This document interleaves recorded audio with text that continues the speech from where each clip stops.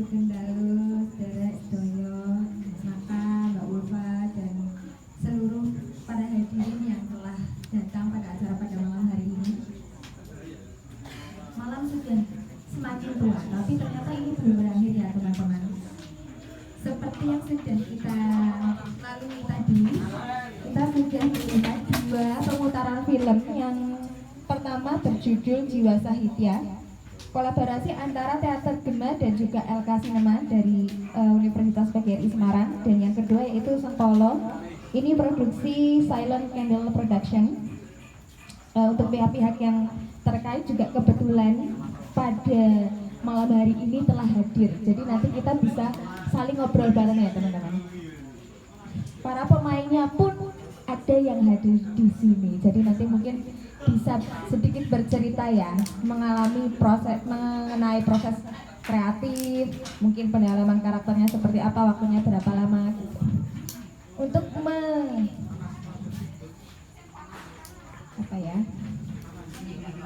untuk menanggapi atau untuk merespon dua film yang tadi telah dilangsungkan, kami hadirkan para pemantik. Monggo untuk segera menempatkan diri. Yang pertama yaitu Mas Ian, mas saya sendiri dari Teater Gema, juga ikut terlibat dalam film yang ada yang tadi telah diputar. Kemudian ada Mas Jaya Adi Nugroho dari LK Cinema. Monggo, waktu dan tempat kami silakan. Kemudian ada Mas Khairul Mustafa, ini dari filmmaker. Mbak Kusfitria Martiasi, mbak saya juga dari Korupsi Demak. Monggo Mbak, kita ngobrol santai ini sebelum hari berganti. Sampai pol pokoknya.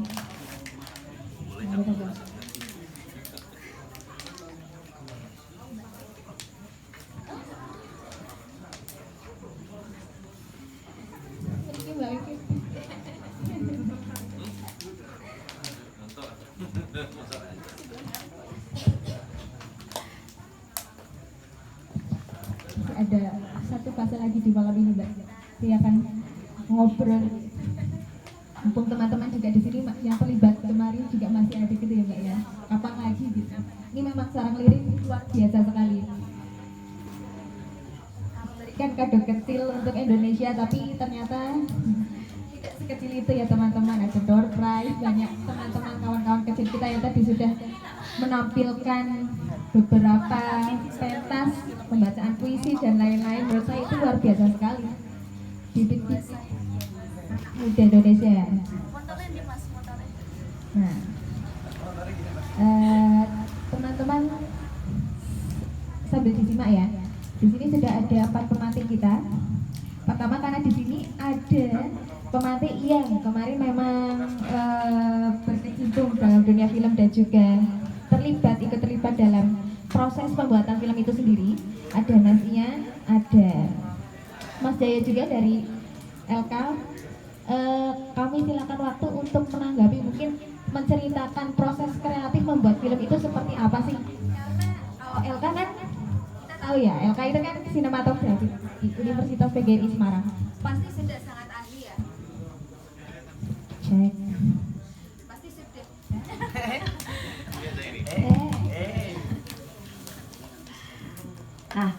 Iya yang ini pasti sudah sangat ahli dalam membuat film, tapi kan tidak semuanya tahu pembuatan film itu seperti apa. Menunggu sekali ya. Monggo dari Mas Jaya dan juga Mas Ian, monggo siapa yang mau menanggapi pertama kali proses kreatif pembuatan film ini tuh seperti apa gitu. Bagaimana sejarahnya kok bisa sampai terjadi, ini durasinya tidak begitu lama ya, tidak sampai 2 jam, 3 jam, tapi menurut saya sangat bermakna dan sangat menyentuh. Monggo, siapa dulu? Terima kasih atas waktunya. Assalamualaikum warahmatullahi wabarakatuh. Jadi awal mula film ini bisa dibuat itu ada sebuah cerita dari pembina saya. cerita itu hanya sebatas gambaran. Ada seorang bapak ibu guru yang memiliki keterbatasan biaya, tapi dia masih tetap gigih dalam mengajarkan sopan, santun, kebaikan kepada muridnya. Sehingga kita kulas dalam sebuah film ini, yang dimana di awal dijelaskan sebuah gerojokan akan menjadi air terjun, yang dimana masalah yang sebelumnya itu kecil itu akan yang kecil itu berubah menjadi besar. Lalu si Pak Panji dalam karakter tersebut, dalam film tersebut, itu hanyalah guru honorer yang dimana memiliki kelataran belakang biaya untuk berangkat sekolah hanya memakai kendaraan seadanya.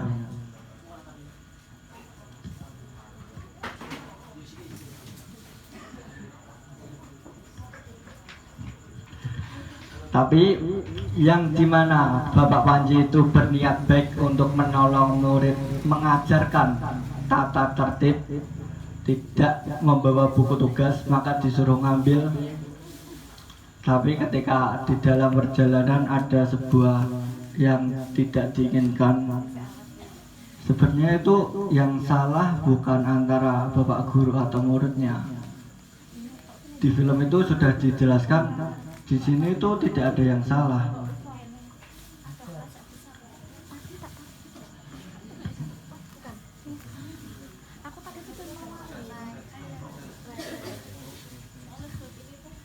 Untuk proses pembuatan film hanya memakan waktu sekitar 1 bulan saja. Mungkin masih kurang banyak, masih banyak koreksi yang perlu ditambah ya.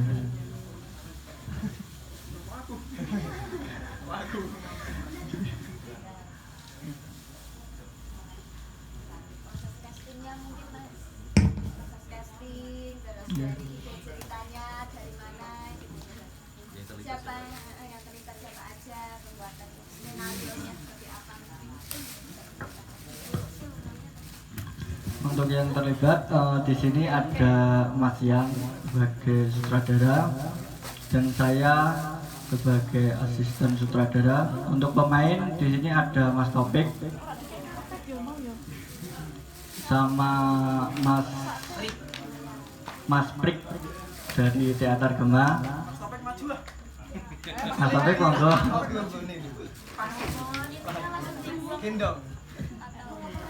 Untuk yang dari LK ini sebagian hanya hadir karena masih ada yang pulang kampung juga.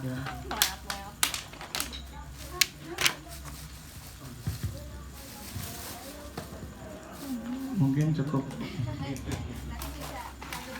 Yes.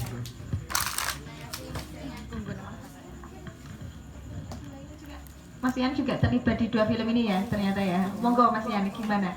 Apa suka dukanya ini?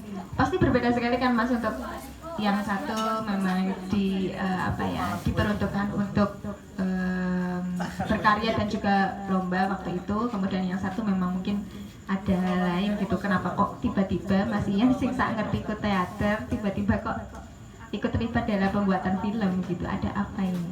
Apakah industri film lebih menguntungkan? Jawabanku tetap takdir. Selesai. Ya oke, terima kasih. Assalamualaikum warahmatullahi wabarakatuh. Terima kasih buat yang masih stay di sini. Artinya ini orang-orang pilihan ya.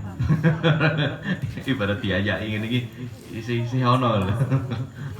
Yang lain sudah tidur manis karena kecapean seharian bekerja mungkin dan aktivitas, dan kita masih tetap diskusi ilmu di sini. Terima kasih untuk 2 film tersebut.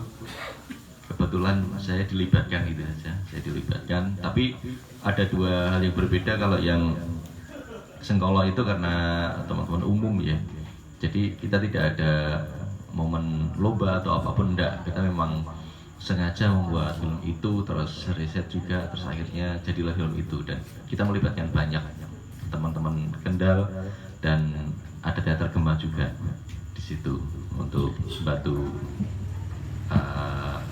artnya, artistiknya. Terus kemudian untuk film yang Jiwa Sahidya, nah ini yang terbaru. Bulan apa yang kemarin ya saya? Juni.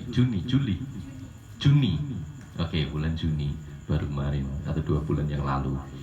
Jadi itu awalnya saya sama Pak Wawan ya. Pak Wawan itu yang penulis naskahnya itu dilibatkan gitu aja, terus untuk direct. Terus kemudian saya baca naskahnya, kemudian saya menyampaikan ke Pak Wawan, enggak apa-apa, saya bantu, tapi ini naskahnya tak ubah gimana? Kebiasaan kayak gitu. Kurang ajar banget tuh. Saya ketika suruh bantu selalu ngerusak naskah wong. Terus ternyata boleh, ya wis seneng berarti. Akhirnya rubah dan jadilah seperti ini. Untuk rundown awalnya saya lihat rundownnya kok berapa minggu untuk teknis ya, pengambilan gambar ya itu sekitar 1 atau 2 minggu ya. Yang rundownnya tak lihat itu, aduh kebanyakan ini. Diringkas gimana diringkas? Jadi berapa? 2 hari ya gitu. 2 hari. Jadi 2 hari selesai.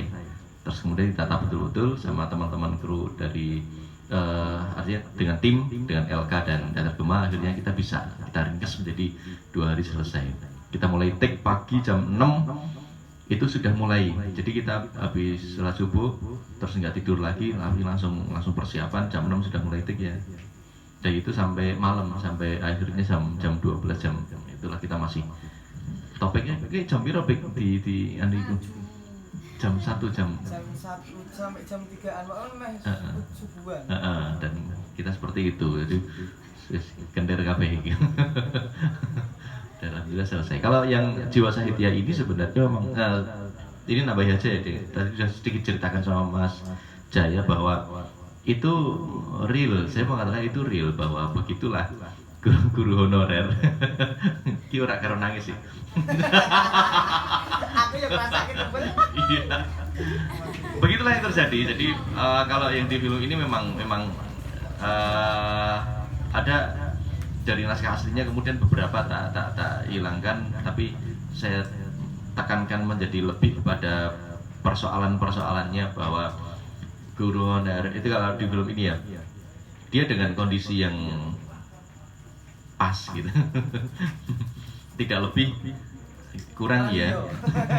Terus kemudian tidak sengaja itu sebenarnya dia nyuruh muridnya, kemudian dianggap sebagai pencuri itu, sebagai maling itu, karena ngelalai warga lagi baca soal terlalu banyak ini curanmor gitu. Terus kemudian terus dikejar itu, terus dia jatuh, kemudian si siapa namanya Pak gurunya merasa bersalah. Itu merasa bersalah, itu jual motor dan jalan kaki.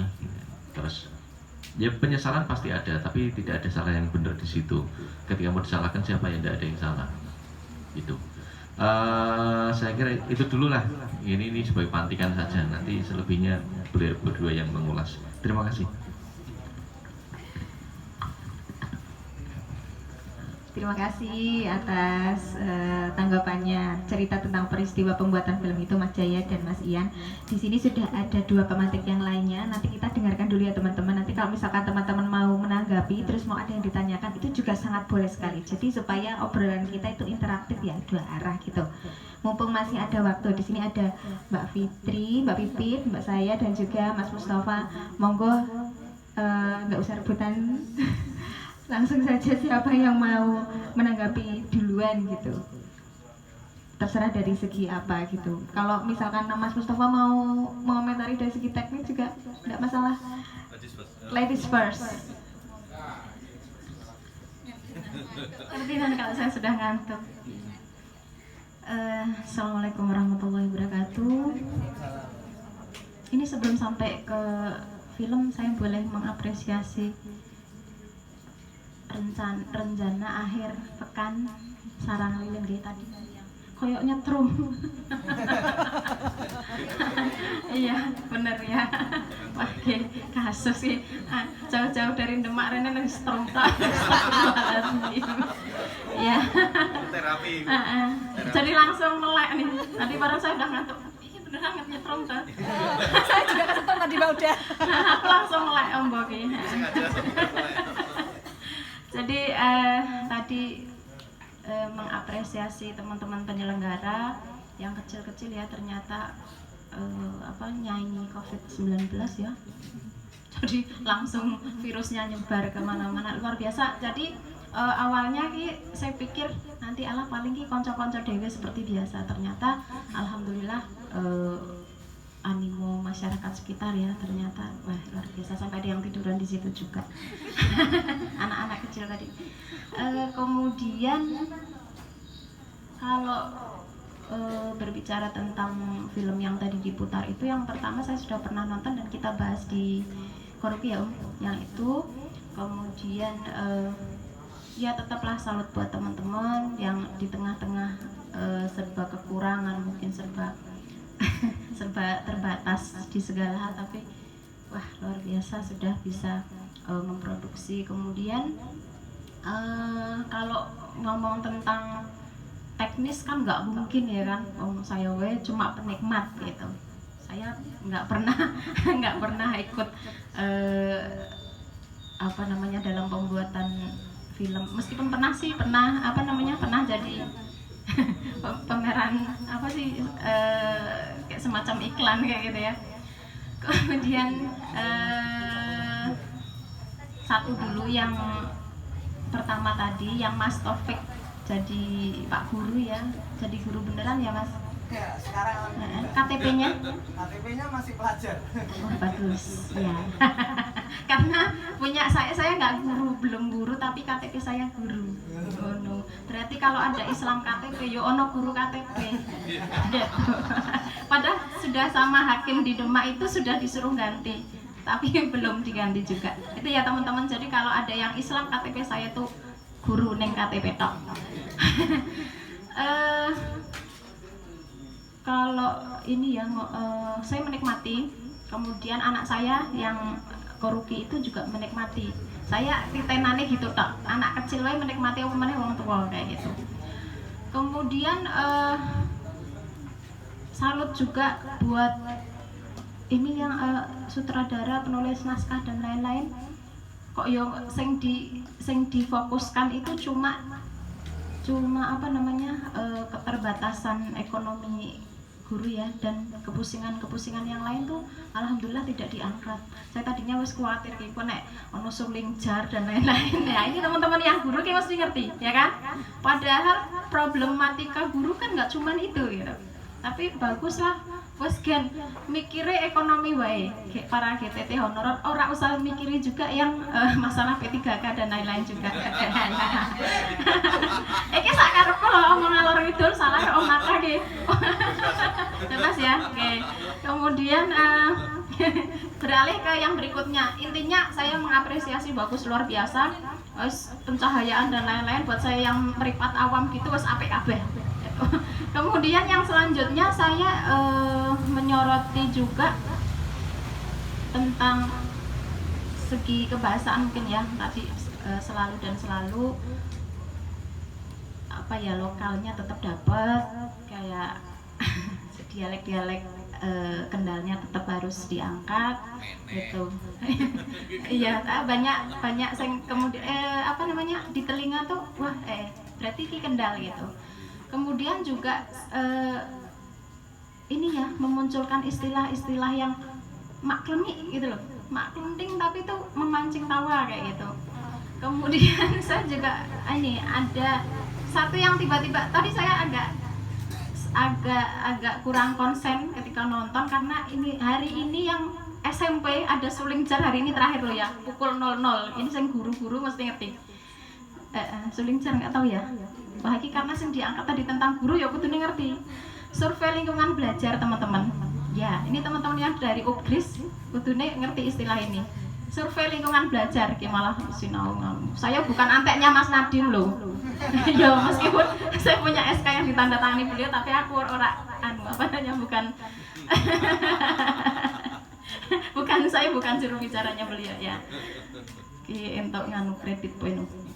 Suling jar wis memasyarakatan itu. Kembali lagi ke yang tadi, ada stereotip di situ. Tapi saya tertarik gitu bahwa gondrong kok nangisan gitu. Ya tadi ada kalimat seperti itu, saya langsung memunculkan apa yang namanya semangat gitu loh, langsung nonton nih. Padahal saya udah pernah nonton, tapi kalimat itu makdep di sini. Wah iya, ada sesuatu yang membuat saya itu tergugah gitu. Nek wong gondrong ini berarti kudune ya kreatif. Nah, bener nggak? Wong gondrong ki ora entuk nangisan. Stereotip ya. Wong gondrong ki seniman. Ya. Itu satu ning apa ya, nyentil banget buat saya itu.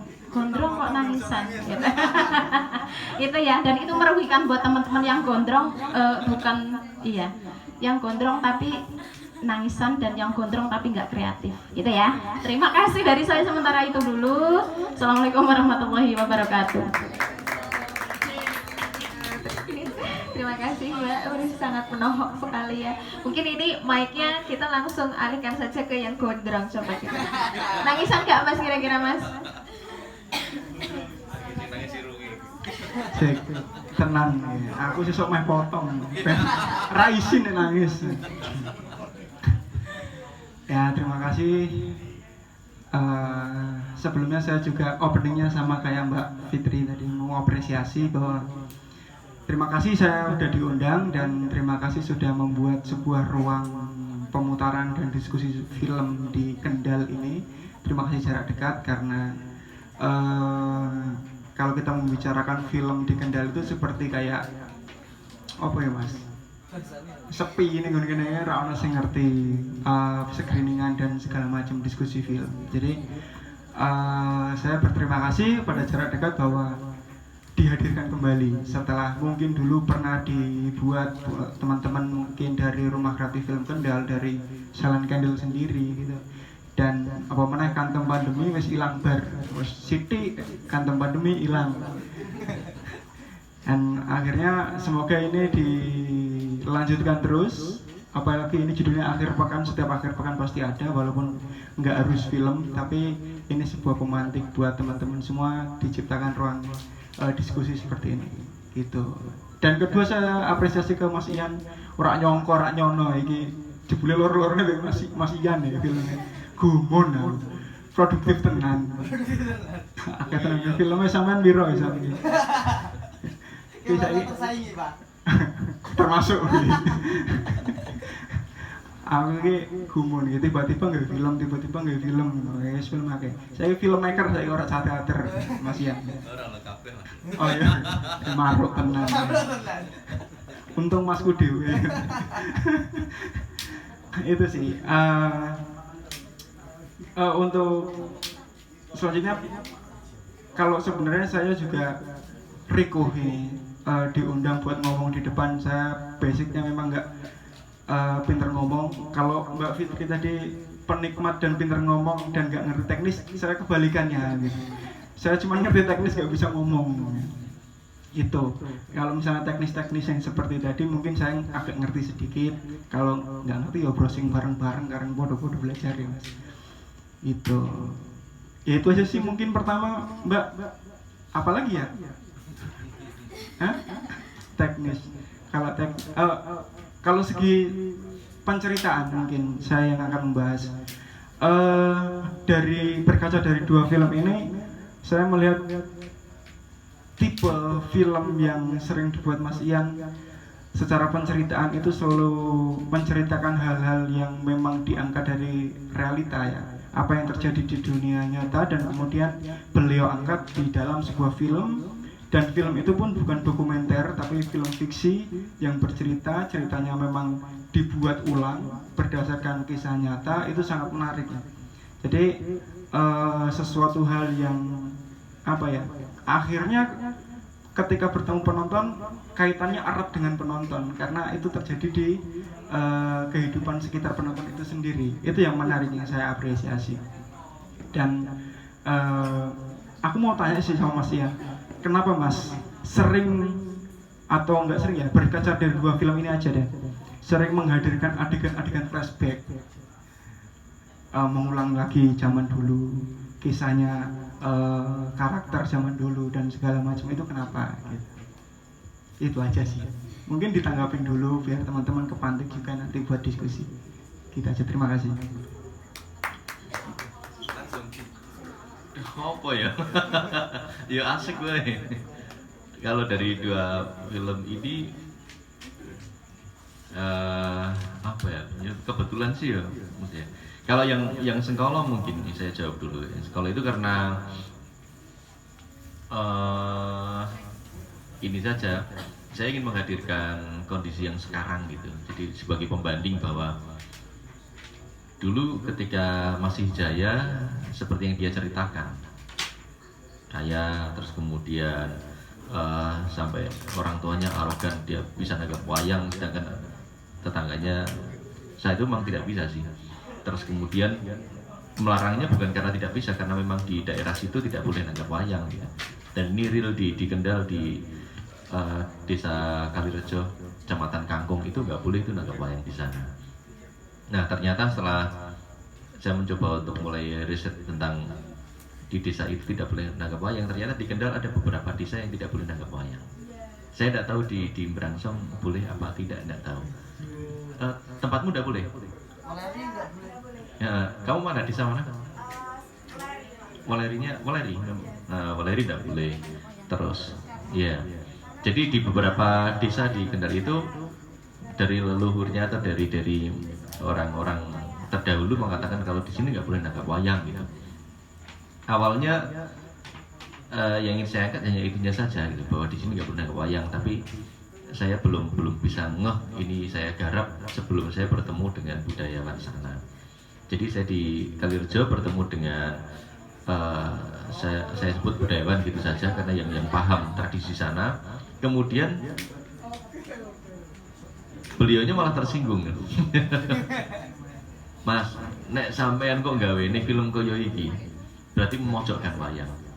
Aku ora sepakat, bingung, aduh. Terus pripun iki? Wayang kuwi kan pitutur isine kan. Pitutur. Isinya tentang sebuah acara-acara yang bagus, tentang kehidupan ini, gambaran-gambaran kehidupan ini. Biar sebagai pitutur, nek gawe ini film hanya sekedar itu saja, wayang terpojokkan seolah-olah wayang salah. Yo wis, semua orang benci wayang.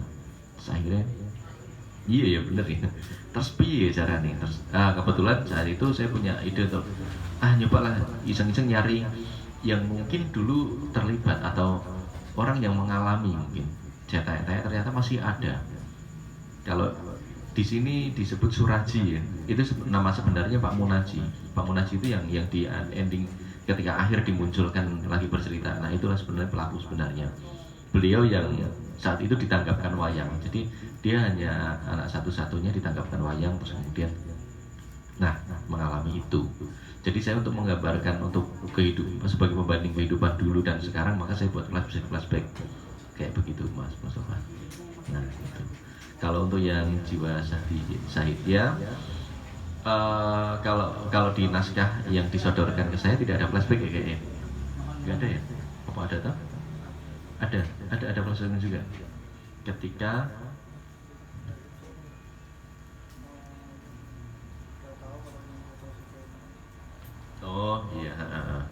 kalau di naskah aslinya ada preman-premanan, kemudian dijotosi preman gitu ya. Terus flashbacknya di situ, tapi enggak lah, malah kayak sinetron banget ini. Bukan berarti saya antipati dengan sinetron sih, enggak, cuma saya kurang ngeh gitu aja. Terus akhirnya flashbacknya lebih kepada ingin menghadirkan sisi hujan ya, yang kehujanan geser-geser enggak apa geser-geser. Nah, cari posisi yang enggak kehujanan. Ya saya lanjutkan. Kalau yang ini memang di naskah awalnya ada begitu, cuma flashbacknya pada titik yang berbeda saja. Nah, kalau saya lebih begitu. Itu dulu. Monggo. Siap. Terima kasih Mas Ian dan juga Mas Mustafa. Tadi juga sudah ada pingpongan ya untuk dialog-dialog mengenai pembuatan film ini secara teknis juga. Monggo teman-teman yang takutnya kehujanan ya basah daripada masuk angin bisa merapat ke sini, ke sebelah sini. Di sini masih ada ruang. Mas Topik, kawan-kawan semuanya.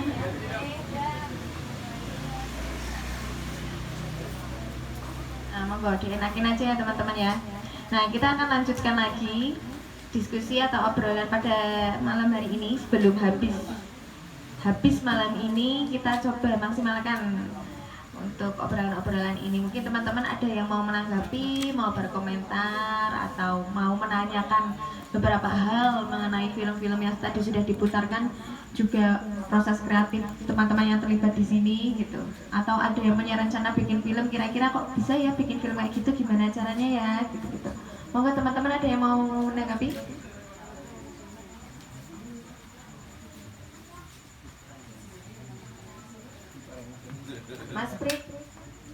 Mas Prik ini kan juga ikut cek.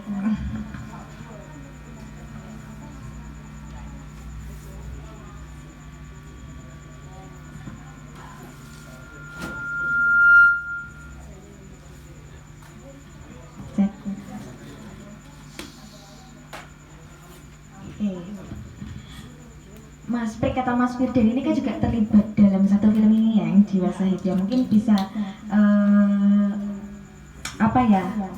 sharing, bisa membagikan pengalamannya, terus perasaanmu gimana, kesan-pesanmu, terus menurutmu kira-kira dari produksi kemarin itu apa sih yang perlu ditingkatkan gitu kan. Kita juga perlu melihat dari kacamata pemain juga, dari kacamata aktor juga, dari kacamata penonton gitu-gitu, supaya saya sih harapannya ini tidak berhenti di sini ya untuk teman-teman LK juga, karena kan memang ya UKM film, UKM sinema mana mungkin tidak ada produksi untuk itu. Juga Mas Ian, juga mungkin Mbak Fitri nanti suatu saat pengen bikin film tentang koruki gitu. Monggo Mas, tak anterin aja.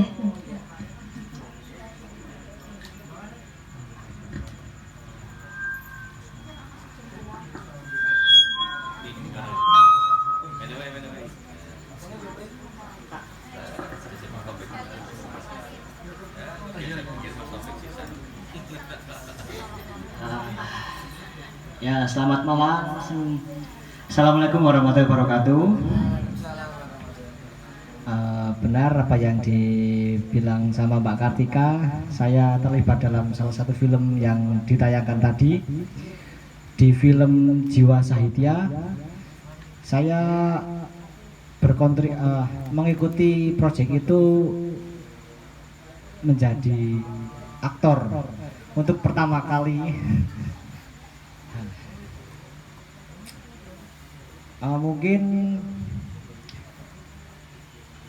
yang pertama saya rasakan pas proses pembuatan film itu mungkin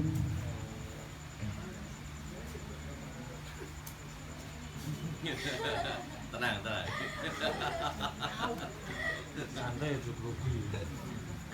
Ya capek karena belum terbiasa dengan proses pembuatan film, dan kaget juga ternyata proses pembuatan film juga ya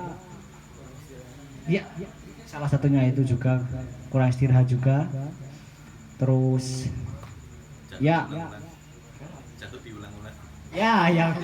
mungkin yang paling berkesan dari saya pertama kali mengikuti proses pembuatan film yaitu pas adegan jatuh dari motor sampai mengulang 5 kali ya Mas, mengulang 5 kali jatuh dari motor.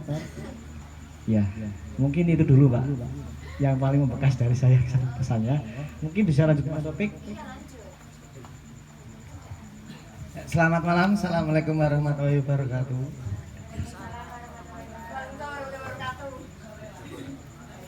Tes ya.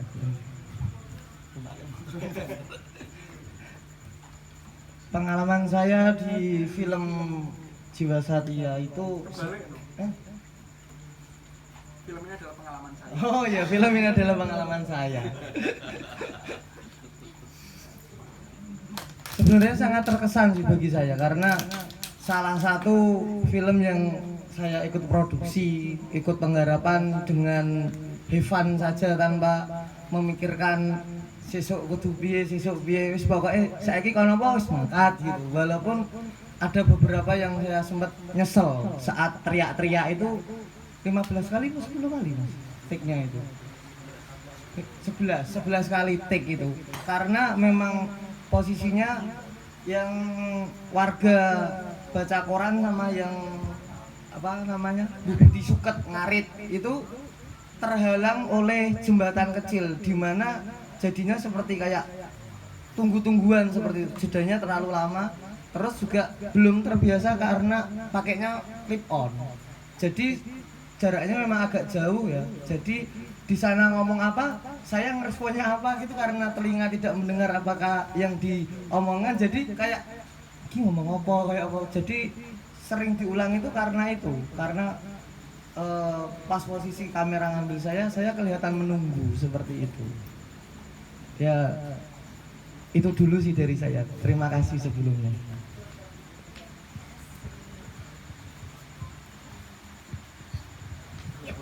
Terima kasih Mas Taufik dan Mas Prik atas tanggapannya dan kesan pesannya.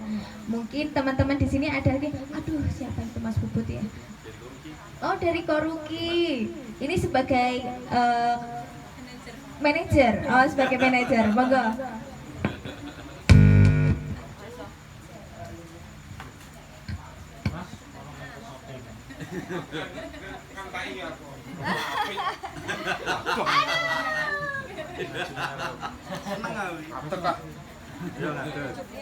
Assalamualaikum warahmatullahi wabarakatuh. Assalamualaikum warahmatullahi wabarakatuh. Ini bedah film ini masih sore. Saya pernah kemarin itu bedah film itu sampai jam 3. Cuma wong 5 apa wong piro? Assalamualaikum warahmatullahi wabarakatuh. Ya kalau kan Pak ini kena kayak. Aku mau ngomong apa gimana jadi biar kabeh. Perkenalkan saya Ari Bubut, saya dari Fakultas Gema jurusan Lighting. Kalau ditarik flashback ke belakang, aku promosi sedikit tak apa-apa ya. Ke belakang saya lighting terbaik di Semarang, versi Ekotunas dulu. Waktu saya lighting pentas di Kendal sini baru so jebol ngasih ada apa ya, banyak nanti unek-unek saya mau saya sampaikan sih sebenarnya di sini, tapi mungkin beberapa saja. Tapi sebelum ke unek-unek saya itu apa ya, yang namanya film ya suka duka seperti itu Mas ya. Kadang kita sebagai penonton nggak mau tahu, wah yang tahunya ya udah bahwa film itu keren dan sebagainya. Saya pernah main film itu sama Ibu Negara itu 10 kali take, karena nangis ada di itu pernah ya. Ini duitnya gede, nak kalian kan rana duit. Nah, dua film ini menurut saya edukatif ya, edukatif sekali menurut saya ini. Yang satunya tentang perjuangan guru, dan saya yakin itu 1001 guru kok. Zaman merdeka, zaman seperti ini kok anak guru sih kayak itu sesuatu yang langka sih menurut saya ya. Kemudian yang kedua itu sebenarnya juga Sengkala itu menurut saya itu tentang pitutur ya sebetulnya ya. Kita sebagai orang tua jangan ngeyelan. Kalau itu maaf pandangan saya, mungkin kita berbeda dengan kawan-kawan ya. Saya menarik kesimpulannya di situ Mas Sutradara dan sebagainya, karena begini, sudah tahu bahwa itu sesuatu yang mungkin dilarang ya, dilarang. Karena itu mungkin bagian dari budaya, tradisi atau apapun, tapi kok masih ingin dilakukan. Kalau pemikiran sempit saya sederhana. Ketika sesuatu itu oleh orang tua dilarang, amannya ya tidak usah saya lakukan begitu. Nah, kembali ke awal bahwa dua film ini adalah film-film yang sangat edukatif gitu. Itu menurut saya kemarin memang sudah dikelilingkan ya, keluar kota dan sebagainya. Nah, saya juga bingung juga ada unek-unek di sini pemutaran film ini itu katakanlah bisa diklaim produksi Kendal ya. Apakah cukup di sini saja ya? Itu kan alangkah baiknya tidak hanya mentok di sini, tapi bisa bisa kita kelilingkan semacam kayak bioskop kampung atau apa nih di titik-titik yang lain, karena ini sangat edukatif dan bagian dari promosi Om. Biar nanti sinias-sinias di Kendal sendiri yang sudah ada bisa tumbuh lagi, yang sudah subur bisa subur lagi, menurut saya begitu. Karena ada salah satu, saya sempat berbincang tadi, ada salah satu kepala sekolah di Kendal ini juga menghubungi, memberikan ruang untuk pemutaran film dan diskusi, dan ini peluang Om gitu. Ini peluang kalau bisa ditangkap sebagai ajang promosi itu. Jadi 2 film ini bisa saja mungkin dari sekolah dan sebagainya. Saya yakin deh, pasti kawan-kawan di Kendal juga punya mimpi besar bahwa siapa tahu mungkin di setiap sekolahan ada komunitas-komunitas film dan sebagainya. Jadi menurut saya ya jangan hanya cuma berhenti di sini saja, karena ini film-film yang sangat edukatif. Mungkin itu. Wassalamualaikum warahmatullahi wabarakatuh.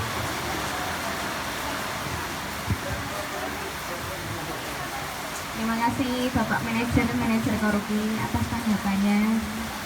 Sekaligus pesan juga ya supaya tidak hanya berhenti di titik ini saja gitu, karena ini sangat edukatif juga untuk masyarakat dan juga untuk para filmmaker yang lain gitu. Monggo teman-teman yang lain mungkin ada tanggapan gitu, atau dari para pematik mau ada tambahan apa gitu.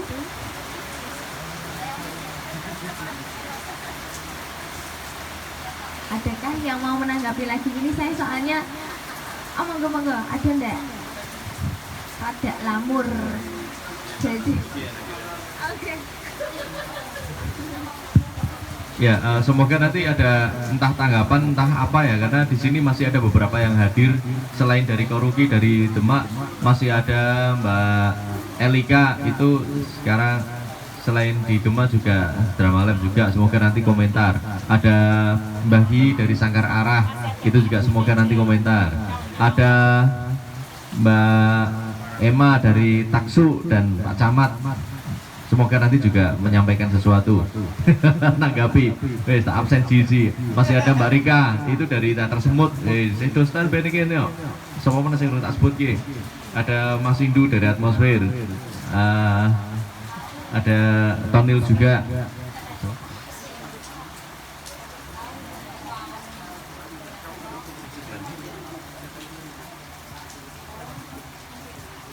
Terus ada lagi Kang Samsul. Nah, Kang Samsul Ma'arif itu juga ahli sejarah. Dari Mustafa ahli sejarah. Nanti juga boleh berkomentar itu. Siapa lagi suruh tak sebut ki? Ada Ucup ki cah film ki, kudune komentar bareng kuwi. Wis tekan dindi industri film kok. Terus apa lagi? Nah, ini juga mungkin dari teman-teman LK bisa nambahi karena juga ikut terlibat di sini. Nanti bantu menyampaikan juga ketika harus ada yang harus dibicarakan. Tak absen ya, lagi kudu ngomong kafe nih. Ben rame. Mungkin gini aja Mas Yan, ini mic-nya kita lempar ke sana biar nanti bergulir itu sendiri gitu ya. Monggo dari teman-teman LK, kemudian nanti juga CEO Sarang Lilin dan Kendal Tekstil juga, monggo kalau mau menanggapi ini ya Mbak ya. Nanti langsung putar aja ya Mbak. Assalamualaikum warahmatullahi wabarakatuh. Pertama-tama saya mau bertanya Mas tentang yang film Sangkala. Di film itu kan emang bener bagus ya menurut saya. Di awal film itu tadi saya lihat waktu di scene rumah, itu kayak itu pengambilan gambarnya pakai kamera biasa atau gimana ya Mas? Iya. Itu nggak tahu ya, mungkin menurut saya itu kayak lebih dapat kalau misal pakai gimbal gitu Mas, mungkin, atau bagaimana, atau memang sudah di skenario seperti itu dengan pengambilan gambarnya atau bagaimana ya Mas? Itu saja, terima kasih. Masuk cup lo, masuk cup, Jawa Timur. Enggak sampai. Jogja pinggir. Film nasional. Doa-doa meneng wae ngopo aja.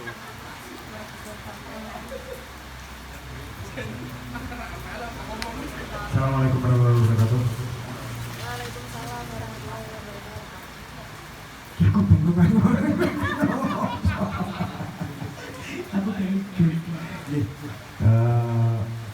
saya apresiasi banget, itu keren sekali tadi dua film itu. Yang pertama tadi Jiwa Sahidya, yang kedua ada Sekolok. Nah, saya tertarik ke yang Sekoloknya ini Mas Yanto, karena mungkin ini tidak terbatas pada apa gitu, budgeting atau mungkin deadline atau apa, jadi bisa lebih explore mungkin ya. Itu kekuatan yang sangat luar biasa, memunculkan beberapa adegan-adegan yang itu jarang kita temukan pada bentuk-bentuk film lain, apalagi film nasional. Cuman mungkin saya sedikit tanya mawon Mas, itu kan ada beberapa yang pengambilan gambar master itu jenengan beberapa kali memunculkan kamera yang angle frontal ngoten itu konsepnya jenengan atau mungkin apa ya, karena itu jarang sekali ditemukan pada penggarapan film-film nasional atau mungkin sinetron atau apa, itu jarang ditemukan pengambilan frontal gitu, karena ada beberapa pendapat bahwa ketika memunculkan gambar yang terlalu frontal juga dimensionalnya mungkin akan agak hilang, jadi landscape yang muncul itu flat itu sih. Nah, mungkin apakah itu memang konsep atau memang apa ya, dari DOP pengambilan gambarnya mungkin menyarankan semacam itu atau apa, minta tolong mungkin untuk penjelasan itu dulu atau enggak?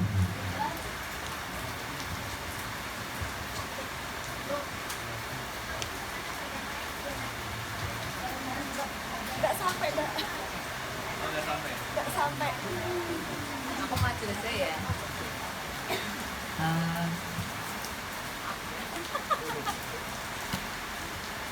Selamat malam semuanya. Perkenalkan dulu, saya Elika dari Teater Gema, Angkatan Lawas. Paling lawas ya. Kalau saya mungkin untuk teknis saya nggak ngerti, jadi saya akan tanya sama director dan pemainnya. Saya pernah mengikuti proses teater dan saya juga pernah mengikuti proses pembuatan film. Yang ingin saya tanyakan, kalau untuk di film dengan di teater dalam memerankan peran itu kan berbeda.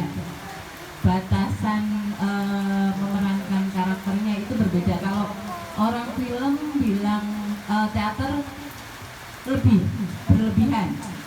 Tapi kalau orang teater bilang, kalau dari pandangan teater bilang kalau untuk film itu terlalu maksudnya biasa, dalam artian harus sesuai dengan kenyataan, tidak dilebih-lebihkan, tidak dramatik gitu kan.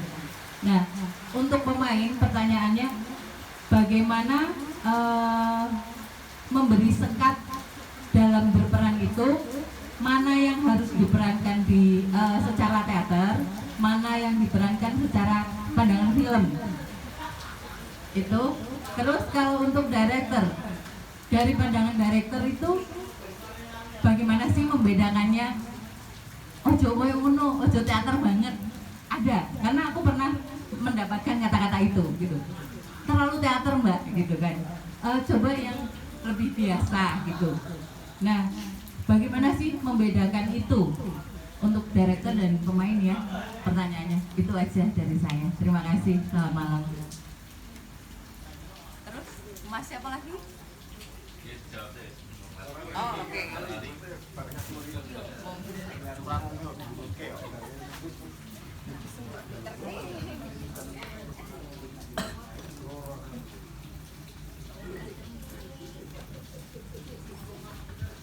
Nah, Nah, ini sudah ada 3 pertanyaan, saya bacakan supaya tidak lupa. Yang pertama itu pengambilan gambar itu lebih dari Mbak yang dari LK tadi ya, lebih cocok pakai gimbal menurutnya. Tapi beliau juga menanyakan apakah itu sebenarnya memang sudah terkonsep seperti itu untuk pengambilan gambarnya gitu. Itu mungkin juga bisa jadi masukan juga. Kemudian pertanyaannya yang kedua itu pengambilan gambar master, apakah memang pengambilannya itu dibuat secara frontal seperti itu pertanyaan dari Mas Ucup, monggo nanti silakan ditanggapi. Dan yang ketiga dari Mbak Eli, untuk aktor dan juga direktur, bagaimana memberi sekat mana yang harus diperankan secara teater dan diperankan secara apa ya, seperti film gitu. Oke. Bagaimana cara membedakannya gitu, karena mungkin kalau Mas Prik kan dia belajar teater juga dan juga belajar film, Mas Topik juga gitu sebagai aktor ya, nanti sebagai director juga Mas Ian juga bisa berkomentar, monggo silakan. Ya, teknis kabeh ya. Kata teknis filmnya perempuan. Ente ilmu kok ngimpi. Ya, terima kasih untuk pengambilan gambar yang tadi disampaikan. Siapa aku lagi jenenge siapa? Yunita, bahwa itu memang konsepnya kayak gitu apa tidak? Kalau saya memang saat itu saya sampaikan sama DOP, jadi karena DOP yang lebih paham tentang teknis pengambilan gambar, saya cuma menginginkan ini saja, gimana caranya gambar ini jadi suasana yang terjadi bisa terasa gitu. Terus kemudian kalau pakai gimbal nanti rapi, artinya segoyang apapun masih masih fokus. Saya pengennya nggak begitu, tapi ini seperti mata dari si Suraji sendiri, artinya mau mengikuti itu, sehingga akhirnya memutuskan untuk yaudah nggak usah pakai gimbal gitu. Yang pertama itu. Kemudian yang untuk Ucup untuk tentang teknik master dengan frontal seperti itu, ya itu DOP sih yang memutuskan ya. Cuma saya memang menginginkannya, kalau saya menginginkannya hanya hampir sama. Jadi aku pengen sing seperti ini, cuma kan aku kurang mudeng ya teknisnya kepiye. Akhirnya DOP memutuskan juga, oh berarti pakainya yang seperti itu dan sebagainya. Mungkin persoalan teknis dan sebagainya Mustafa bisa nambahin lebih banyak soal itu. Nah biasanya kepiye, nah ini ngefeknya kepiye dan sebagainya, Mustafa mungkin bisa cerita itu. Terus untuk soal ke Mbak Eli, delalai saya hidup di 2 alam, jadi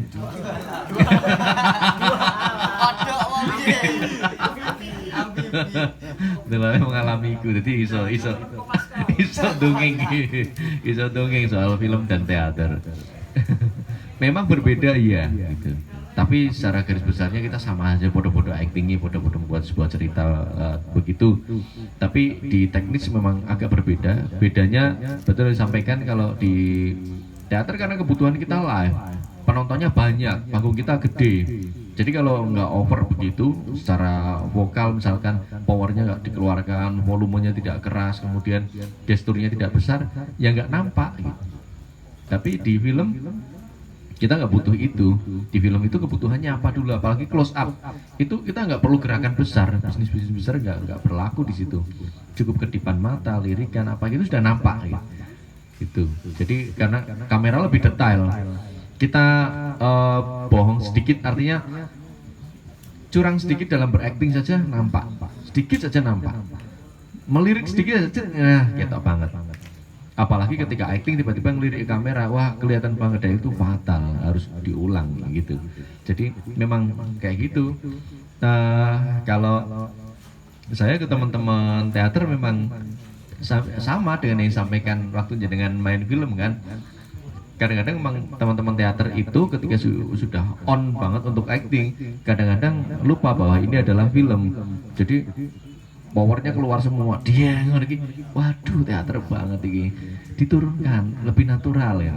Emang kayak gitu, itu kadang sok muncul. Nanti selebihnya yang dialami Topik bisa cerita itu nanti. Selebihnya monggo, siapa dulu gimana?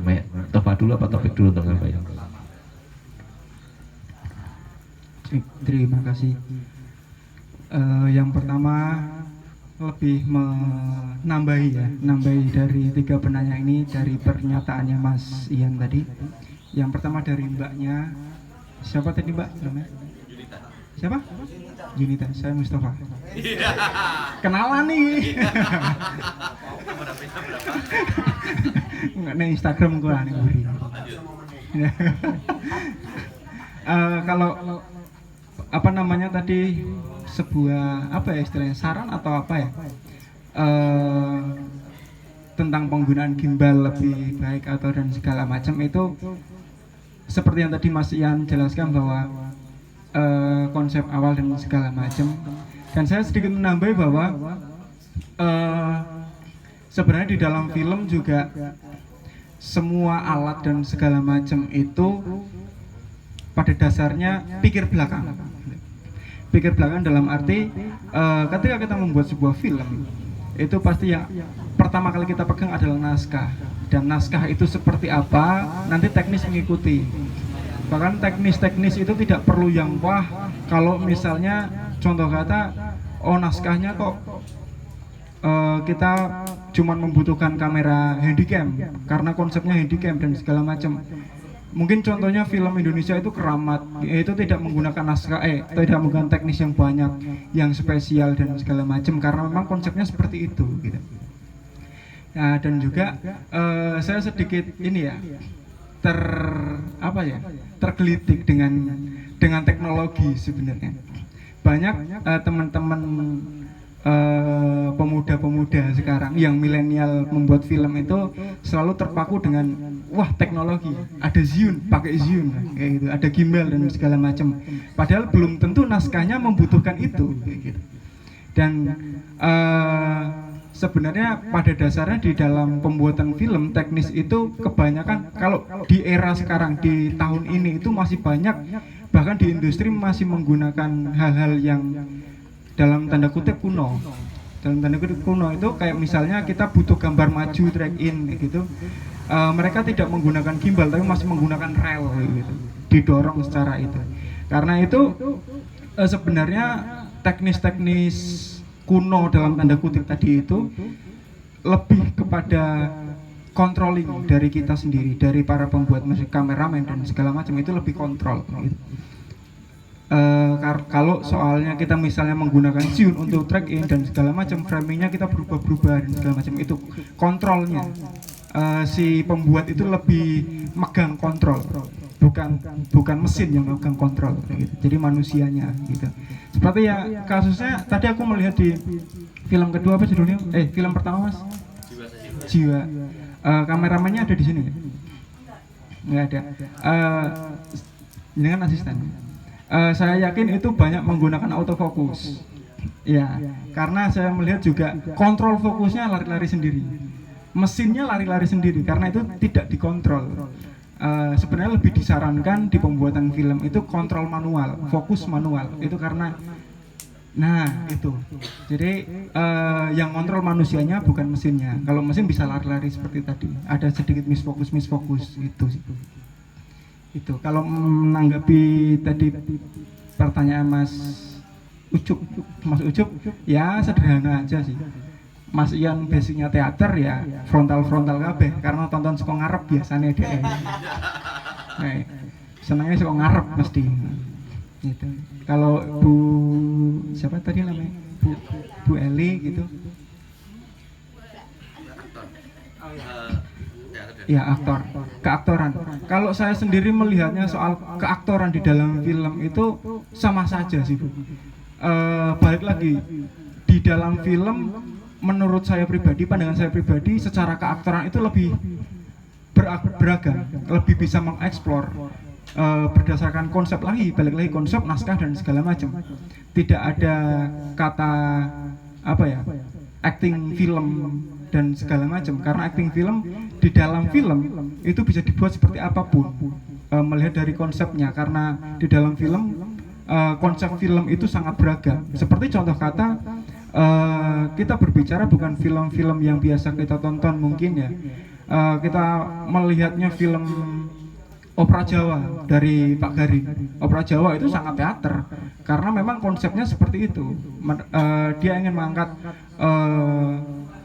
apa ya istilahnya ekspresionis, impresionisnya dari dalam sebuah cerita di dalam sebuah film, atau filmnya juga yang lain, film Nyai dari Pak Garin itu.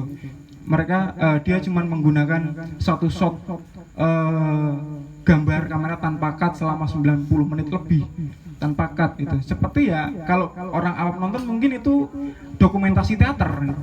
Karena memang konsepnya seperti itu gitu. Jadi kalau di dalam film balik lagi sebenarnya kalau kata biasanya orang-orang bilangnya di film itu aktingnya natural itu balik lagi sebenarnya tergantung konsepnya dan tergantung karakternya. Dan natural sendiri di dalam film sebenarnya secara pengertian itu bukan natural seperti orang-orang biasa di dunia nyata ngomong, tapi naturalnya dari karakter itu sendiri.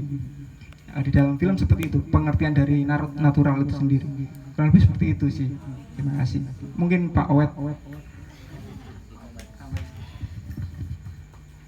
Ya, saya menambahkan dari Mbak Eli ya tadi ya. Tadi untuk masalah film sama teater mungkin sudah dijelaskan sama Mas Ian dan sudah ditambahi sama Mas Mustafa. Berarti pertanyaannya saya sendiri selaku aktor yang di teater dan ini alhamdulillah kepilih juga di film. Kalau saya pertama kali ya tetap naskah sama ngobrol sama sutradaranya. Setelah itu langkah yang saya lakukan menawarkan ke sutradara. Ya sebenarnya langkah-langkahnya seperti saat menjadi aktor dalam teater. Jadi naskah kita dapat, kita pelajari, terus kita tawarkan. Ya alhamdulillahnya sebenarnya saya ketulung bahasanya. Ketulungnya ya karena film ini saya minim dialog, saya hanya bermain ekspresi. Nah, PR terbesar di film ini sebenarnya itu saya seminggu ya Mas Ian ya, kurang lebih ya. Saya mencari terus baru ketemu sama Mas Ian 2 kali ya untuk presentasi. Semisal adegan ini seperti ini, wah kurang. Adegan seperti ini, wah kelebihan. Jadi ya saya menawarkan ke sutradara seperti apa dan senyaman saya, terus nanti tinggal sutradaranya bagaimana. Seperti itu sih kalau saya, karena saya juga masih baru di dunia film, jadi ya prosesnya masih mengikuti teater. Seperti itu sih kurang lebihnya kalau saya. Mungkin di sini ada Mas Prik, mungkin Mas Prik mau menambahi.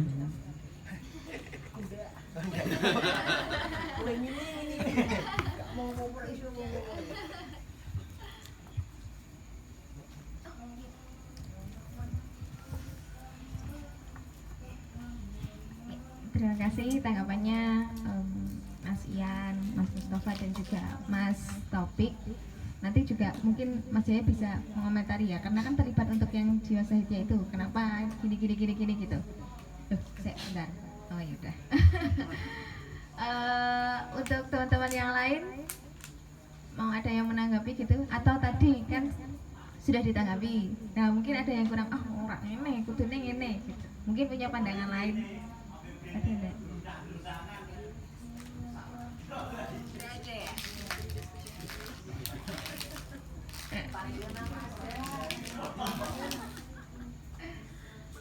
Siapa lagi? Monggo, ada tanggapan lagi enggak untuk tadi kan sudah dibicarakan ya, sudah diobrolkan juga, terus Mas Mustafa juga sudah memberikan pandangan lain. Kalau Mbak Yunita, kira-kira gimana Mbak kalau mendengar tanggapan teman-teman yang di sini itu tadi, oh ternyata seperti ini, apakah masih ada yang mengganjal kita, apa dirasa cukup? Cukup. Soalnya kita kok koyo iya ngaku wae gak apa-apa Mbak. Mau ditanggapi aku ngawur loh padahal. Kalau dari ini Mas Jaya coba deh, saya pengen tahu, kalau tadi kan ternyata ada beberapa pandangan gitu ya, ini juga cukup bisa saya menganalisis bahwa ternyata prosesnya teman-teman LK juga salah satunya mungkin dalam berproses seperti itu gitu, ada pandangan lain. kalau menurut Mas Jaya sendiri dari tanggapan yang tadi ya Mas ya, mengenai pengambilan gambarnya dan lain-lain, terus juga alat-alat yang dipakai gitu, itu kira-kira gimana Mas? Kamu bisa menanggapi nggak? Apakah mungkin memang ada bedanya, dan menurutmu tuh nek zaman saiki ya jenenge generasi apalah, aku nggak tahu namanya gitu ya, milenial atau Y apa Z, nggak kurang paham, tapi kalau menurutmu pembuatan film yang sekarang itu baiknya seperti apa sih gitu? Idealnya lah kalau untuk teman-teman. Ya, terima kasih Mbak. Kalau menurut saya film yang benar dikatakan Mas Tova, saya lebih suka berpenampilan apa adanya aja. Emang sih kita nggak punya alat, kita nggak punya kamera, kita bisa sewa, kita bisa pinjam. Tapi kembali lagi dari ceritanya itu, yang kita butuhkan di satu tempat, satu scene itu apa kita pertimbangkan, baru kita cari alatnya. Apabila di awal udah nentuin alat, oh pakai gimbal, oh pakai drone, oh pakai kamera, tapi saat di lokasi kayaknya pakai GoPro aja udah cukup gitu ya Mas. Kayaknya pakai GoPro aja udah cukup.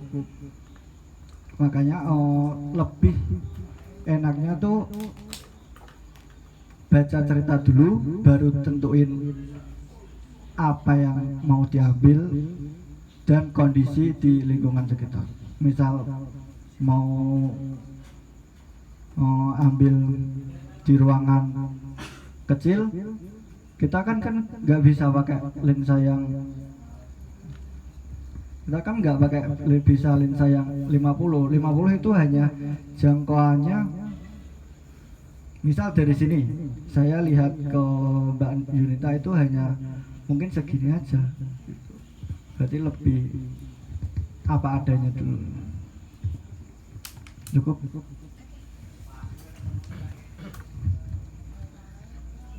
Terima kasih Mas Jaya. Untuk teman-teman yang lain ini, saya tadi sudah mengulur waktu ini. Mungkin dari sebelah sini, ini kan rodo raketok ya. Coba tak parani lah. Langsung aja kayak nyelak. Lah iki. Tunjuknya lah random. Random sekali. Yang nakap ngomong. Ayo siap-siap, monggo. Ada yang mau berkomentar, monggo lah, ayolah. Penerat bingung. Bingung ngomong apa lo. Assalamualaikum warahmatullahi wabarakatuh. Waalaikumsalam. Bismillahirrahmanirrahim. Saya Arif. Saya kebetulan tetangganya Mas Raka, tetangga kampung di sini. Tadi di WA sama Mas Raka ini ada acara, monggo kalau mau ikutan diskusi, ikutan nonton dan lain sebagainya. Terima kasih undangannya. Dan menurut saya acara tadi mulai dari baca puisi sampai pemutaran film ini sesuatu yang luar biasa dalam artian tidak terkendala tempat dan lain sebagainya, tidak harus di tempat tertentu, di rumah sini juga bisa. Jadi saya apresiasi. Mengenai pemutaran film yang tadi, saya tidak ingin bertanya soal teknis ya, tapi lebih kepada setahu saya itu kita membuat sesuatu pasti ada tujuan. Misalkan saya ingin buat film ini untuk misal untuk nyentil memperlihatkan kondisi guru honorer misalkan, atau untuk menyentil kondisi guru honorer sekarang ini. Nah, dari sebuah tujuan itu pasti kan nanti arahnya macam-macam. Misal karena yang ingin saya sentil adalah guru honorer, maka pemutaran filmnya harus di tempat, saya utamakan di tempat-tempat tertentu, misalnya di sekolahan atau di dinas-dinas, agar yang terdekat bisa mendengar mungkin ya. Jadi saya ingin sebagai pembuat film ini dengan manajemennya itu, ini filmnya itu mau tujuannya itu apa? Karena kaitannya yang pertama kan dari segi keuangan juga kan. Saya pasti kan butuh dana, atau untuk misalkan kalau untuk festival dari wakil dari universitas misalkan, pasti kan disokong dari kampus misalkan. Atau ini benar-benar dananya dari Mandiri atau dari sponsor dan lain sebagainya. Ya hal-hal di luar teknis film lah yang ingin saya tanyakan. Yang pertama yaitu tujuan film itu untuk apa, karena kaitannya yaitu apakah nanti setelah ini film jadi tujuannya bisa tercapai apa enggak. Yaitu gambarnya tadi lah, misalkan guru honorer ya nanti setelah jadi ya diputar di sekolahan atau apa yang terkait dengan tujuan dasar itu. Terima kasih, itu aja. Sekian, wassalamualaikum warahmatullahi wabarakatuh.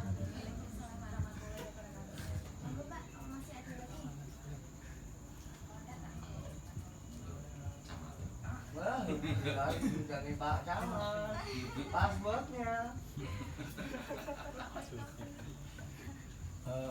Saya mau bertanya sama Mas Ian sih, mentransformasi dari sutradara teater ke film itu seberapa sulit atau malah lebih mudah gitu aja sih? Menggaya film kayaknya. Langsung ada programnya ini. Sudah? Ada lagi? Masukin? Ora.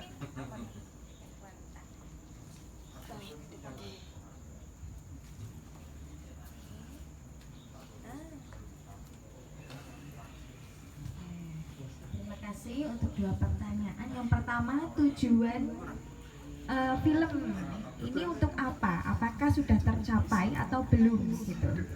Kemudian yang kedua adalah mentransformasi dari sutradara teater ke sutradara film, dan masih sutradara teater juga dan mungkin akan jadi sutradara film lagi ya Mas ya, mau produksi lagi.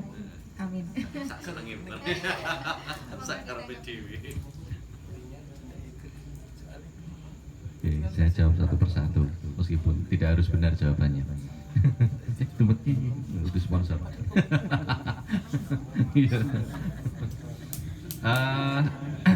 Untuk ini dulu ya dari Mas Arif ya, tentang tujuan membuat film. Kalau saya memang selalu saya tanamkan begitu pada diri saya sendiri. Ketika membuat atau mencari apapun, saya mencoba untuk oh ya ini bener iki, dan saya punya tujuan untuk ini untuk menunjukkan sesuatu. Contohnya misalkan ketika Sengkolo itu saya menulis film Sengkolo sebenarnya itu untuk awalnya untuk pertunjukan teater sebenarnya. Berhubung corona akhirnya tak geser gitu menjadi film. Jadi gini, saya melihat sebuah mitos ya, atau ini kan tidak nampak, ingin saya dokumentasikan, saya arsipkan, karena tidak semua orang tahu bahwa di Desa Kalirejo sana ada pepeling atau pesan bahwa tidak boleh nanggap wayang. Itu sekarang kita tahu. Kenyataannya anak muda yang seusia di bawah saya misalkan, seusia saya misalkan, ketika saya tanya ngerti tidak nih kira-kira untuk nanggap wayang, kurang ngerti. Tidak ada yang tahu. Satu dua mungkin iya, tapi banyak yang tidak tahu. Akhirnya saya tanyanya anak-anak usia di atasnya, seusia saya ke atas itu baru tahu. Orang tua baru tahu. Ternyata yang muda-muda nggak tahu. Nah, hasanah seperti ini yang akhirnya hilang ini kan mengkhawatirkan. Terus kemudian mungkin di daerah lain misalkan, ketika ada larangan apapun, nah kadang-kadang itu menjadi hilang mitos seperti itu. Padahal ketika orang dulu membuat mitos kan tidak sekedar orang konyong-konyong nggak bisa karepe dhewe kan enggak, berarti ada alasannya. Ternyata betul. Ketika saya tanyakan ke sana, ke orang tua, ke orang yang lebih tahu, nah ketemu jawabannya. Sebenarnya dulu larangannya itu bukannya tidak boleh nanggap wayang, tapi tidak boleh gantung gong. Imbasnya ke wayang, tidak boleh gantung gong. Saya kejar terus itu. Kenapa nggak boleh gantung gong?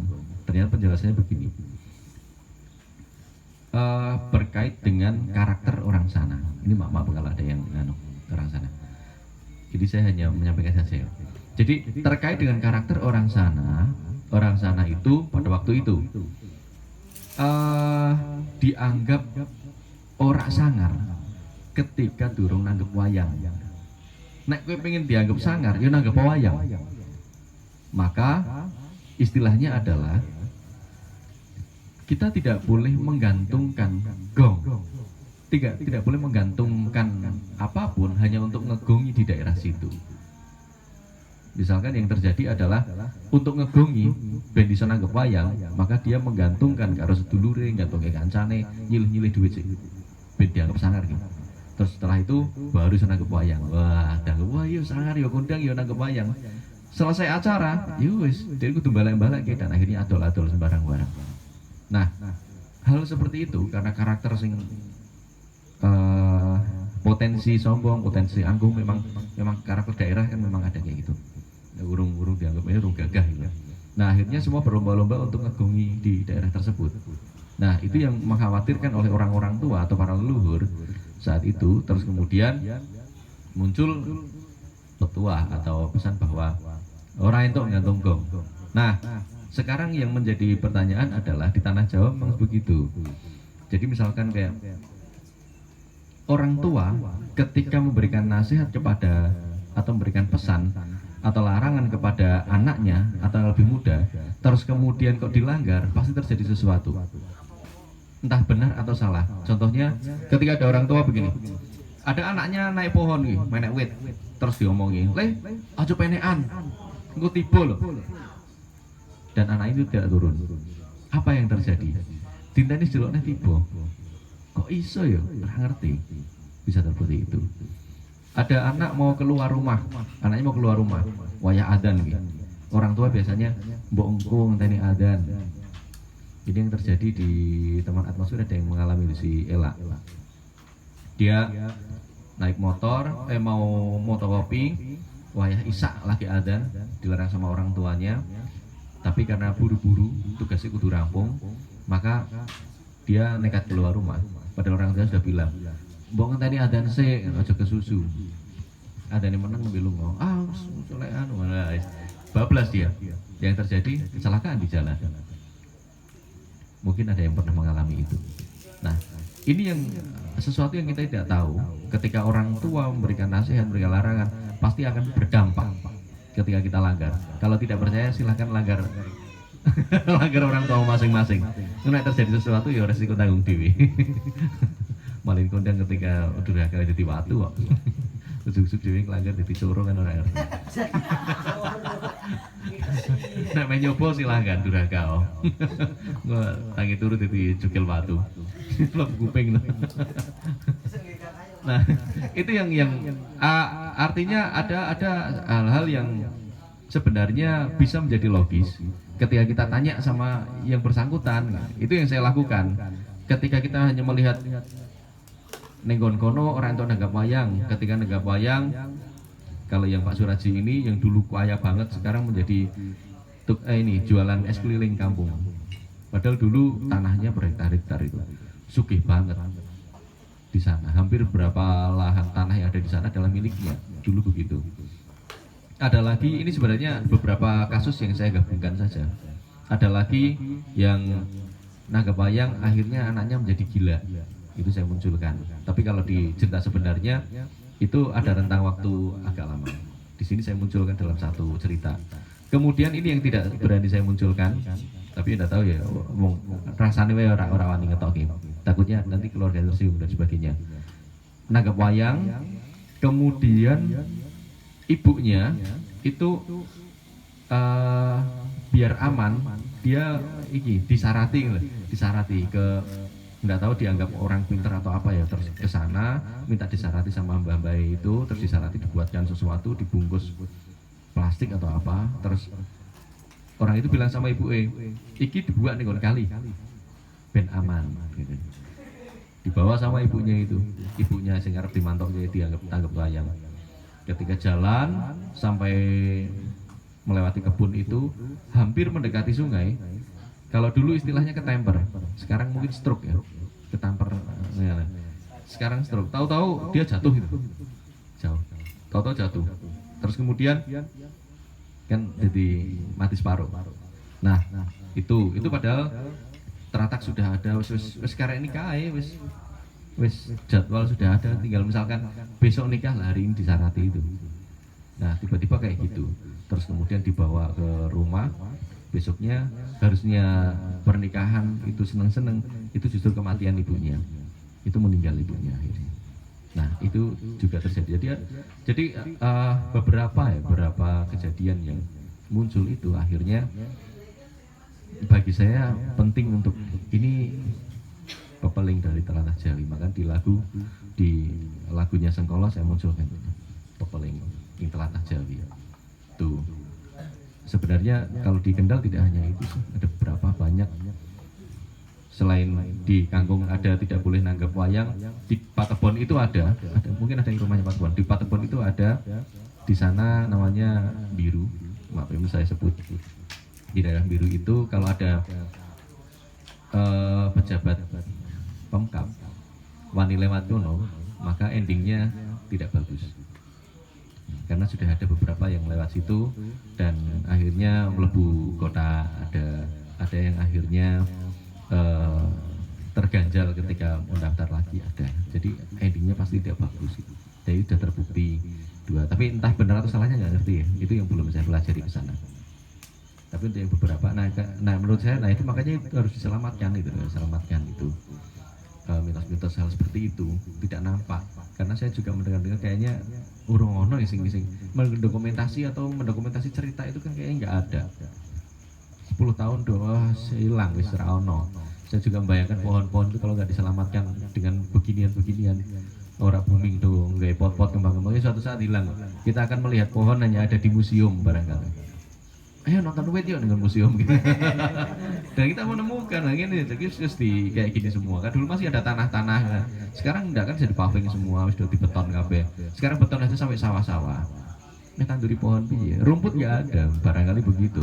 Ayo nonton rumput yuk dengan museum. Wah, iki lho rumput nih. Oh iya, kita letong. Wis ra ono sapi. Barangkali begitu. Jadi bayanganku gua kuwi lah. Termasuk guru, memang kayaknya real begitu kalau guru. Ternyata juga teman-teman non guru itu ternyata tidak paham kalau guru kuwi gajine semono, kadang-kadang ya kaget. Guru kuwi gajine 100.000, ora percaya. Serius, aku gajine ngono 200.000, irung sekolahan 200.000 karo 500. Ya wis ora percaya. Nah, nanti bisa bicara detail, Mbak Wibit bisa menjelaskan itu. cukup Ki. Karena sekarang juga tidak ngajar ya Mbak Wibit. Itu juga alasan kenapa Mbak Eli juga nggak ngajar sampai sekarang juga kayaknya begitu. Jadi beberapa yang tidak ngajar saya kira juga alasannya itu. Mungkin itu Mas Arif. Sini mana apa ya? Oke. Wis mau takoni terus iki mik tek cekeli nganti subuh ya kelakon iki. Aja mau takoni ta. Mentransformasi dari teater ke film. Lebih sing mau takoke apa nih? Proses penyutradaraan. Mungkin kalau dilihat dari kacamata film, kalau Mustafa ndelok mungkin wah ora film banget mungkin ya musia. Karena saya dengan iki yo aslinya prosesnya masih kayak teater. Jadi kalau saya sempat terlibat sih ya beberapa ketika ditunjuk jadi aktor di film itu, yo tahu-tahu dikirimi naskah, suruh melajari, terus jadwal tik sudah ada, tinggal datang, syuting selesai. Gitu. Tapi kalau ketika saya di film, ketika garap film begini, saya selalu bilang, coba dijadwalkan untuk latihan, latihan barang saya, latihan aktornya latihan sih. Aku tak krungu carane moco kepiye, aku tak krungu carane kepiye, mainmu. Terus kemudian ada kadang ada scene kayak kemarin. Scene ini tidak ada di naskah. Ujug-ujug aku metu ngono. Kian teater banget iki. Tiba-tiba ngene, baik. Misalkan tak wenehi adegan selain yang ada di scene piye? Lah terus apa Mas? Ya sing nganggur manut wae. Apa iku? Nganggur manut. Iya. Aku pengen suasana iki sedih. Kalau yang di ini tampilannya yang si topik hanya di sorot cahaya, kemudian ada asap dikit itu. Nah, itu di luar scene itu. Terus saya juga tanya sama Terus saya juga sama Mas Jaya tak tanya. Mas Jaya, coba randomnya tak lihat. Kita malam nggak ada apa-apa. Kok kosong, nggak ada apa-apa. Saya bilang harus ada apa-apa. Terus apa ini? Ya udah nanti ikut aja. Ketika malam hari bisa ya kayak ya saya minta itu. Kita ambil gambar malam ya, biar nggak ada suara-suara, kita minta suara yang hening. Coba di ini bawa lampu nggak, bawa lighting nggak, bawa ini udah sebagainya. Terus yaudah tembak dari luar. Saya pengen ada saya masuk dari sana ke sini. Ya mereka tinggal ikut aja. Untungnya orang aku kan protes loh, orang protes aku malah bingung ya aku. Mereka enak. Jadi tim ini ketika saya minta gitu enak. Soras kon jebuk surat gitu. Saya kurang ya cukup. Ya, cukup. Terus kemudian topik paling tak bisikin topik. Mbuh piye caramu? MPC mbuh piye caramu? Suasana kegundahan, kepanikan yang ada di sini kalau seorang guru itu muncul ekspresi, tidak dialog, tapi lewat ekspresimu. Terus piye? Ya piye carane? Nah, piye carane? Aku meh weruh. Terus akhirnya dia mencoba. Wah, Yesus, usrek dhewe kae. Wis tak ora tak jarke. Sudah Mas, belum saya. Nah, wis iki. Yuk mulai. Semua lampu dimatiin. Nah, kayak gitu. Jadi di luar scene kadang-kadang muncul itu. Kalau di teater kadang itu saya munculkan, di film juga saya munculkan. Jadi kayaknya begitu Pak Camat. Jadi kadang ke bawah gitu, ke bawah. Tapi ya enggak tahu ya kalau di film harus seperti itu atau tidak, itu salah atau benar saya juga enggak tahu. Aku ya ora sinauku dengan cara seperti ini. Saya sinau sama Mustafa, saya sinau sama teman-teman, sama Ucup, sama Mas Ubud, sama dan lain-lain lah. Sinaune lewat kayak iki sekolahan iki bagiku. Nek ning nggon bangunan kayak wah gue mau ngetok-etok, gue main drama tok iku. Main drama tok iku, bocah ya etok kabeh. Asline ora pengen banget sekolah, dipaksa wong tuane tok. Nah, itu. Kayaknya itu dulu. Atau mau ditutup monggo. Tekan subuh tenan gitu. Terima kasih tanggapannya. Ini untuk yang pertama nanti mungkin sekaligus. Ini kan masih ada satu pertanyaan yang tadi. Yang pertama tujuan film itu untuk apa? Apakah sudah tercapai atau belum? Itu kan tidak hanya untuk film yang Sengkolo ya, tapi juga film yang Jiwa Sahidnya. Nanti mungkin bisa ditanggapi di sini yang terlibat ada Mas Jaya juga. Gitu monggo ditanggapi sekaligus karena waktunya sudah dini hari. Jadi nanti setelah ini kita dini hari ini memulai hari yang baru terus sampai awan. Kan tidak gitu Thomas. Mbak Fitri udah terkantuk-kantuk loh ini loh. Habis ini diskusi kecil. Aduh, kenapa selalu seperti itu ya? Ya, jadi nanti monggo ditanggapi ya Mas Jaya dan juga sekaligus nanti monggo teman-teman pemantik di sini sedulur-sedulur sedaya sekaligus closing statement. Tapi saya punya satu pertanyaan ini untuk Mbak Fitri juga, karena dari tadi kan kayaknya kita juga cuma melihat teman-teman ngobrol ya Mbak ya, tapi saya sebenarnya pengen tahu pendapatnya Mbak Fitri juga. Untuk tadi kan sudah sedikit disinggung untuk tujuan pembuatan film ya, pasti kita melakukan sesuatu gitu, melakukan sebuah peristiwa juga ada tujuannya. Kemudian pada akhirnya kita akan membicarakan isu yang dihadirkan. Yang tadi kan pertama pasti isu pendidikan ya. Kemudian yang kedua kearifan lokal gitu. Kalau menurut pendapat Mbak Fitri itu gimana Mbak? Maksudnya di zaman ini, zaman sekarang gitu, apakah dampaknya akan bermanfaat atau tidak bagi masyarakat? Dan kemudian mungkin Mbak Fitri punya ide-ide gitu. Wah, saya kalau bisa mungkin bisa dimasukkan nilai-nilai yang seperti ini gitu. Nilai yang seperti itu ya Mbak ya, karena saya juga tertarik untuk isu-isu yang dihadirkan tadi untuk di film itu. Monggo dari Mbak Fitri dulu deh, sekaligus nanti monggo closing statement terus ke teman-teman. Terima kasih. Makanya tadi raup jadi ada dua hal ini yang mau saya aturke juga tadi. Mungkin karena ngantuk jadi keselit gitu. Terus habis raup baru ingat ada dua hal yang kalau masalah teknis saya semua mau ya, saya semua. Ini diskusi kita tuh kalah sama sebelah loh. Piye suaranya, angkat suaranya ya. Satu itu nasionalisme ya, beban nasionalisme dalam dunia sinema kita. Yang kedua perspektif gender dalam sinema Indonesia juga. Tapi nanti sitik wae lah. Tapi sebelumnya saya jangan. Iki saya 2 hari loh yo. Berarti Sabtu sama Minggu. Ini bayarannya njok pira Om? Ya 2 hari kan ini mas nyabrang hari. Jadi sebelum matur tentang 2 hal itu, saya itu loh mau menanggapi ilustrasinya Om Ian tadi. Aku kayak kemutan Om. Jadi tadi meh nanggap wayang itu harus ngumpul ke dulu ya iuran-iuran gitu. Saya jadi ingat itu loh sing calon-calon dewan kan. Terus tadi kayak bingung mikir ngembalikan stres itu. Kemudian ini nggak tahu nyambung apa enggak ya Tante Kartika, saya nanti dikoreksi lah apa. Karena mumpung saya kemutan, perspektif gender dalam dunia sinema kita itu saya nyentilnya ke teman-teman perempuan sendiri. Kayaknya posisi kita memposisikan diri kita dalam peran-peran di dalam membuat film itu melulu senengnya nek good looking yo neng jadi aktor atau aktris ya. Kalau enggak milih make up lah, apalah jarang ya kameramen rata-rata cowok kayak gitu. Itu PR kita itu ya. Jadi masih ada masih ada yang perlu kita benahi di situ. Kan tetap sentuhannya beda ya, gitu. Sentuhan yang tadi pencahayaannya dan lain-lain gitu.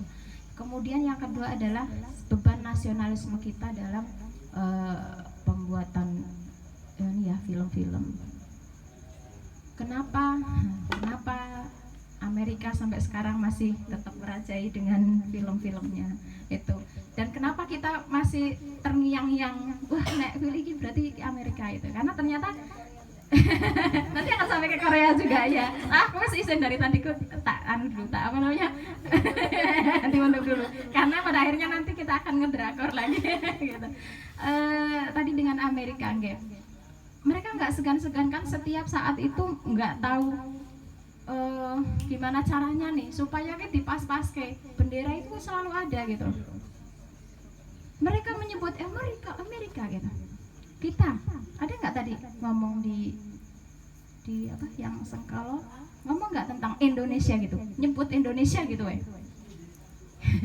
ini saya tiba-tiba kan ingat temanya ya, benang merahnya hari ini temanya kan kado kecil untuk Indonesia. Mudah-mudahan nanti teman-teman yang di sinema ini ada memang betul-betul mempersembahkan Indonesia untuk dunia gitu. Jadi kenapa kemudian lokal colornya, lokal wisdomnya udah dapet, tapi kemudian Indonesianya jadi ini kurang dapat porsi entah apa gitu, entah apalah. Kalau tadi Amerika punya bendera yang selalu apa itu superhero menclok neng bendera apa, kemudian punya gedung putihnya. Nah Indonesia ini apa sih yang bisa dimunculkan?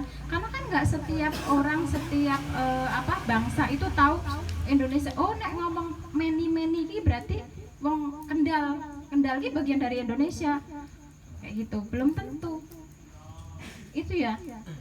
Kenapa Bali sampai gitu, sampai orang di sana nggak ngerti kalau Bali ini bagian dari Indonesia ya karena munculnya lokal colornya itu terlalu kental. Kita tidak iki rada abot ya jebule ya, ora sawes nggak usah terlalu diperpanjang lagi. Kemudian ya kita tambah wis kadung. Kemudian yang Korea tadi ya, selalu kan mesti ngomong Korea Selatan, Korea Utara. Cobalah sekali-sekali kita ngomong Indonesia ke piye gitu.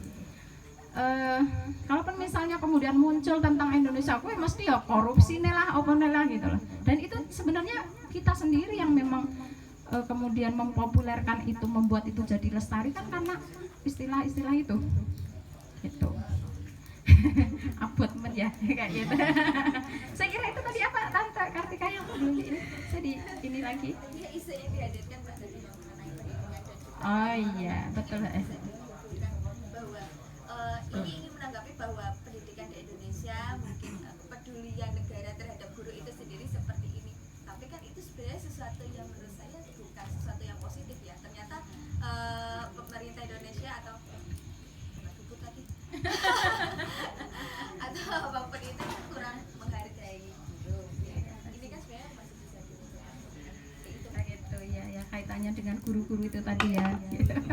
Penghargaan pemerintah ke guru. Kalau itu sih saya balik lagi ke kita sendiri. Sudah patutkah kita menjadi seorang guru, gitu aja. Saya belum berani, saya punya SIM guru loh ya. Tapi saya belum berani ketika ngomong guru, belum. Saya belum guru. Attitude-nya sih kan sebelum apa? Knowledge-nya itu. Tapi sementara ini guru-guru di Indonesia lebih pintar. Neng attitude-nya mbuh mau. Tadi dicontohkan sama Om Topik. Di situ jadi Pak siapa? Kak Panji. Ya, sampai segitunya mau nolongin anaknya. Apakah benar nggak sih cerminan guru di Indonesia kayak gitu? Kemudian saya nggak tahu, ini tadi baca nenggone seliweran status saya tuh, anak SD kelas 1 nanti emaknya WA, Bu nanti minta tolong ya anak saya begini Bu, inilah itu. Apakah kita sebagai guru itu sudah menanamkan, satu contoh kecil aja, minta dihargai, apakah kita gitu, sudah menghargai diri kita sendiri gitu. Sementara kita guru kita ya besar apa wes aku melu. Sementara kita ngoyak-ngoyak itu tadi ya, karena kepengen sejahtera, kepengen iki. Padahal kalau guru sejati kan nggak usah ngoyak-ngoyak. Contoh nih Uminya, beliau nggak ngoyak-ngoyak untuk jadi ini, tapi beliau lebih ke apa ya, lebih memperkaya apa ya isi.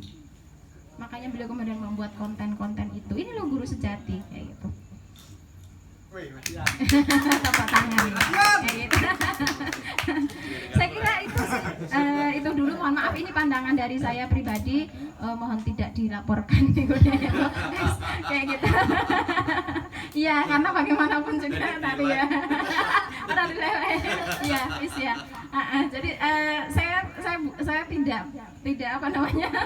Itu hanya pandangan pribadi saya, bahwa kalau kita mau dihargai, hargai dulu diri kita sendiri, bahwa kita tidak dihargai dengan gaji yang UMR, tapi kita dihargai dengan memang perjuangan kita di dunia pendidikan. Dan betul, saya tidak setuju bahwa sekolah itu harus ninggone apa yang ada gedung-gedungnya dan harus pakai seragam dan ini dan itu. Justru malah yang lebih masuk adalah ketika kita belajar seperti ini, belajar di rumah, belajar dimanapun gitu. Terima kasih. Ini sudah closing ya. Ya. Terima kasih dari saya, itu dulu. Assalamualaikum warahmatullahi wabarakatuh. Tepuk tangan boleh ya ini. Nggih. Langsung ya. Padahal jam-jam semene iki lagi arep panas-panas iki. Ini nggih masuk loro lho iki.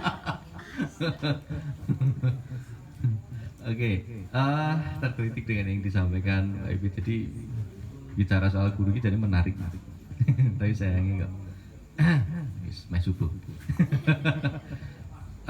Saya teringat dengan ini yang waktu taksu buat acara kayaknya ya, Mat ya, nanti sama dia.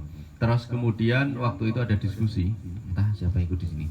Terus kemudian ada yang bertanya, kalau nggak salah Umar ya saat itu bertanya, Mas nangopo ya, caca sekolah kok orang ngerti bahwa di Kendal itu ada berbagai komunitas, banyak komunitas, ada komunitas film, ono sastra, ono teater, ada musik, ada wah banyak. Ini Kendal ki ono. Sedangkan caca sekolah itu ada ngerti. Saya itu ada pelajar yang ikut. Kemudian ditanya, "Ini ngerti ra nih?" Tahu. Mulai kapan? Sejak saya ikut teater. Teater mana? Teater umum, teater taksu kayak saat itu. Terus kemudian pertanyaannya adalah, selama di sekolahan itu guru-guru itu menyampaikan enggak bahwa di Kendal ada ini itu dan sebagainya? Ternyata tidak tahu. Sedangkan guru sendiri mah tidak tahu ya kan, saat itu Mas Arif kayaknya ikut. Guru sendiri tidak tahu. Lalu pertanyaannya selanjutnya adalah, apa yang dilakukan guru-guru untuk menambah keilmuannya ketika dia menjadi guru? Jangan-jangan ngejar PNS untuk membesarkan perutnya sendiri. Jangan-jangan dia sertifikasi atau apa ini, endingnya tetap gue nambah penghasilan ya. Kemarin mulai truk apa ini? Aku rasa ngomongnya Pak. Tak kira kode. Jadi janjane apa yang dilakukan? Ini mumpung ana guru, ada Pak Naga, guru dan calon-calon guru mahasiswa gitu. sudah menjadi guru topik. Topik baru saja jadi guru. Ada lagi enggak guru? Mas Ubud. Jadi saya jadi guru.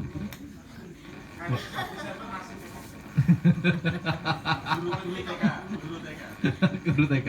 Artinya guru. Nah, guru silat. Saya apresiasi bagi teman-teman yang masih hadir di sini yang masih menjadi guru juga. Jadi kalau saya justru senang ketika ada guru-guru ikut seperti ini. Syukur-syukur tidak hanya gurunya yang ikut, muridnya dilibatkan. Iki ilmu ning kene. Daripada ning jero kelas. Di dalam kelas wis waktune terbatas, yang kita sampaikan sepertinya tidak sesuai. Maksudnya aku ora pengen ngomong ini tapi kon ngomong materi iki. Padahal bukan itu yang dibutuhkan teman-teman yang di kelas, barangkali begitu ya. Tidak semuanya yang kita sampaikan dibutuhkan mereka. Misalkan gini, kita saat ini gencar-gencarnya bicara teknologi, wis kudu pinter komputer dan sebagainya, tapi dia kehidupannya di nelayan misalkan, dan tidak pernah diajarkan tentang nelayan, muter toh, rampung atau lautnya tidak pernah digarap. Di daerah Kendal itu harusnya agraris, pertanian. Wong tuane sing duwe sawah-sawah kudu sing neruske anak-anake. Karena mereka tidak diajarkan menjadi petani. Akhirnya mending sawahnya dijual. Anaknya dibiayai, dikuliah di sekolah kuliahke, setelah itu mangkat ke luar negeri. Karena lebih menjanjikan di luar negeri, TKI. Pilihannya dua. Duit semono kuwi kanggo daftar PNS atau jadi TKI. Selesai tuh. Wis piye jal. Sawah didol kabeh. Pada saatnya nanti serah ono sawah lagi karena sudah dijual semua. Atau misalkan ada sawah ditunggu tanggane dewi, bukan punya mbah kita lagi. Wis digo perumahan kabeh. Termasuk sing tak nggoni yo perumahan biyene sawah. Sebelah saya masih lahan hijau, tapi wis dadi omah. Nah, itu yang terjadi dan jangan salahkan. Kenyataannya apa? Petani kuwi nek meh golek wong macul ki angel ora karu-karuan, tur larang. Mungkin saya sambatan saya ora. Nah, jadi fenomena seperti itu seolah-olah bahwa apa yang diomongin dengan sekolah kayak iku ora kanggo anu lagi ajane kepentingane sapa lho. Mereka nggak butuh itu, beberapa maksudnya nggak semuanya. Nah, bagi saya monggo lah guru-guru ikut diskusi seperti ini, nambah keilmuan. Nek sinau maca ora sempat, yo melu diskusi kayak iki. Iki ora sempat, yo wis buka YouTube, yang penting nambah keilmuan. Ora sempat kabeh, malah piknik. Kadang saya gemes ketika beberapa teman-teman guru ketika hari Jumat wis mulai booking Sabtu Minggu, besok apa istilahnya? Healing. Besok healing kemana ya ini? Sabtu ke ini, Minggu ini, dan itu terus menerus ngono terus gitu. Ki ngopo Sabtu Minggu ini isine jalan-jalan terus. Sabtu Minggu ini mesti keluar kota, dan itu tidak orang nambah keilmuan, orang diskusi, orang nonton teater, orang anu pertunjukan, orang sekolah, tapi piknik selesai. Ilmuwan ya, ilmu pikniknya. Jadi ini refreshing, pengen esok kerja. Nah, Senin wah, dan pusing. Aduh, kenapa ya besok Senin lagi? Padahal kita baru aja jalan-jalan gini. Asem gitu. Orang tak kira melek ngantek isu kanggo nambah keilmuan iki sinau. Nah, bagi saya itu. Jadi moga-moga untuk selanjutnya guru-guru bisa ikut diskusi seperti ini di acara ini apa sedikit rencana akhir pekan. Moga-moga ya. Selanjutnya begitu. Jadi meh tak obrol kakek tapi udah kira selek meh subuh sahur. Terima kasih, itu saja dulu. Monggo Mas. Tujuannya ya Pak.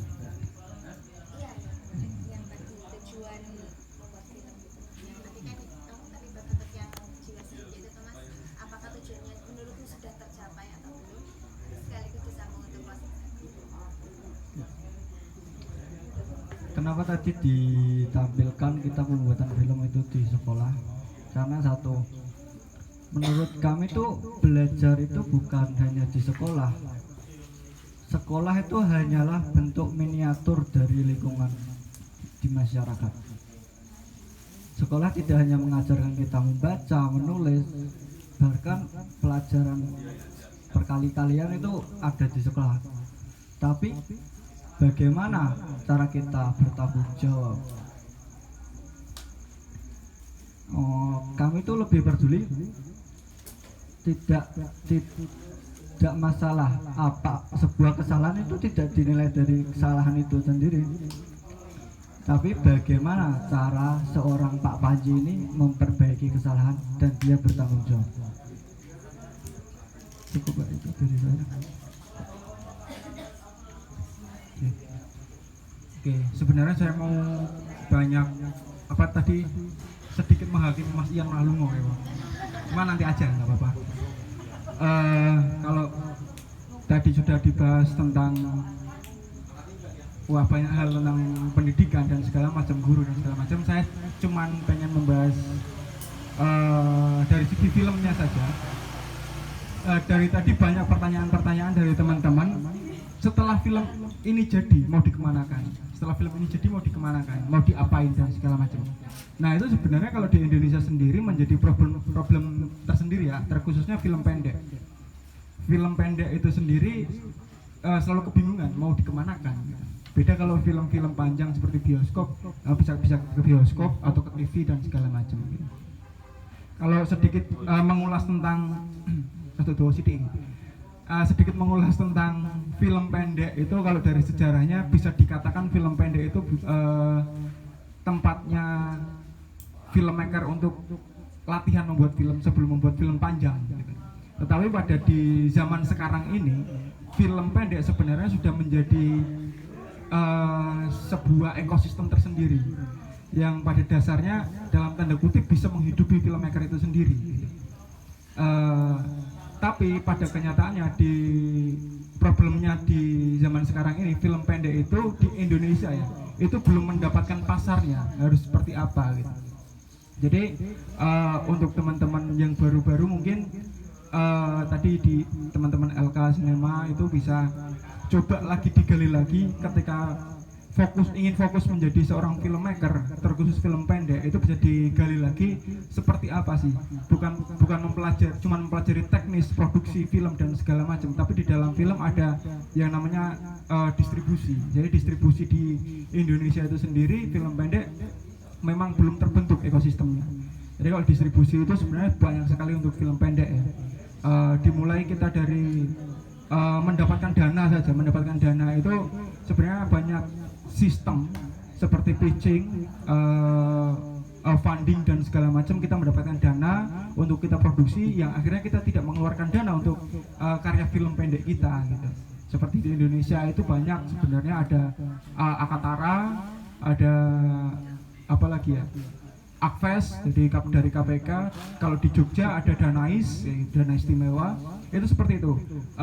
Pitching seperti itu harus teman-teman yang baru di dalam film pendek ini harus digali lagi. Dan distribusi sebenarnya banyak sekali. Selain festival juga di zaman sekarang sudah ada digital ya, ada OTT namanya. Teman-teman biasa film teman-teman film biasa nyebut OTT gitu, over the top, itu digital, GoPlay dan segala macam. Film kita bisa masuk ke situ dan kita dapat royalti ketika film kita ditonton orang. Seperti itu sih. Ya semoga film pendek, kalau konsisten, semoga film pendek untuk anak muda di Indonesia khususnya itu lebih diminati dan agar ekosistemnya terbentuk, gitu aja sih. Terima kasih teman-teman. Terima kasih, alhamdulillah. Terima kasih sekali lagi kepada sedulur-sedulur semua yang masih bertahan pada sampai dini hari ini gitu. Ini pasti saya selalu percaya bahwa setiap pertemuan pasti tidak ada yang pada akhirnya bermuara pada kesia-siaan gitu. Ini pasti kita bisa menimba ilmu lebih banyak lagi, ngangsu kauri lebih banyak lagi, dan semoga pertemuan ini tidak hanya sampai di sini saja, tapi sekali lagi kami mengucapkan terima kasih kepada para pemantik, kemudian juga pihak-pihak yang sudah terlibat dalam acara ini, rencana akhir pekan dan kado kecil untuk Indonesia. Terima kasih kepada CEO Sarang Lili dan Kendal Tekstil.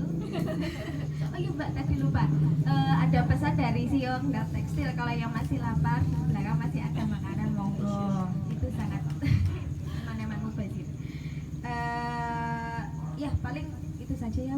Saya kira tidak ada kesimpulan karena pasti yang sudah kita lalui selama ini ya dalam 2 jam terakhir ini itu sudah bisa kita simpulkan sendiri dan sudah kita bisa unduh tuai manfaatnya gitu. Yang saya harapkan semoga ini tidak hanya berhenti di sini saja gitu ya. Terima kasih sekali lagi. Assalamualaikum warahmatullahi wabarakatuh. Waalaikumsalam. Dan ini apa tadi yang sudah menggambar itu di mana ya Mbak Ana? Sudah tadi pulang. Es bubuk. Padahal itu bagus banget itu. Jomblo itu. Jomblo sih Mas. Aku akeh. Oh, melegar ya. Penghakiman gitu.